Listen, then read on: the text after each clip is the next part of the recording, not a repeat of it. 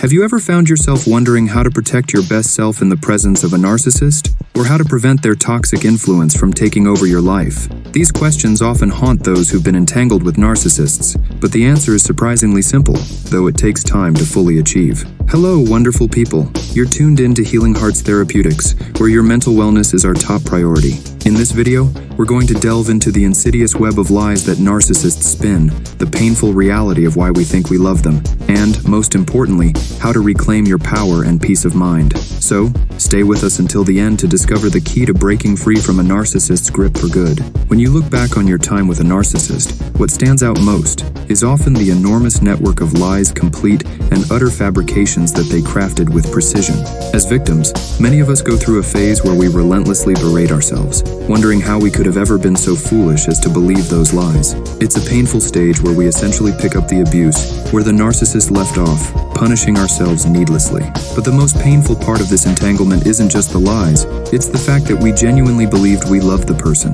The reality, however, is far more complex. The truth is, we never actually loved the narcissist. And here's why. Throughout our involvement with a narcissist, we've often skewed our understanding of what love really is. This distortion happens because we've either forgotten how to love ourselves or been convinced that it's wrong to do so.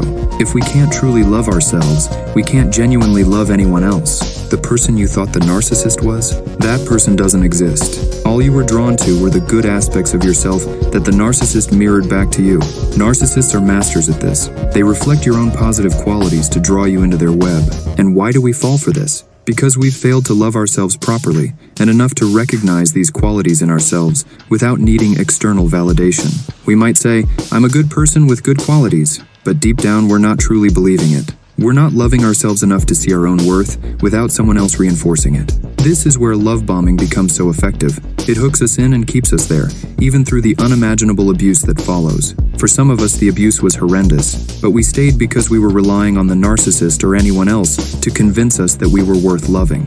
We end up in this pit of despair because we've been conditioned to accept what we're given as love, even when it's not. We think we're supposed to love unconditionally, even when someone is hurting us. But true love isn't unconditional when it comes to abuse. We cannot genuinely love someone who abuses us unless we've stopped loving ourselves first. And that's the painful truth that so many victims of narcissistic abuse have to come to terms with. When you finally understand this, when you've healed, you'll reach a point where you no longer care about what the narcissist says or does. You become immune to their lies, their poison, and their endless spewing of venom. You see them for what they truly are. But getting to this place takes time and space. It requires you to cut off contact with the narcissist, to stop looking at or speaking to them. This helps speed up the process of healing, as your brain gradually recovers from the chemical addiction created by the highs and lows of narcissistic abuse. In time, the withdrawals will subside, and your life will begin to level out. Eventually, the hold they had on you will break. You'll realize that what you felt for that person was never actual love. And when you come to this realization, the narcissist will no longer affect you.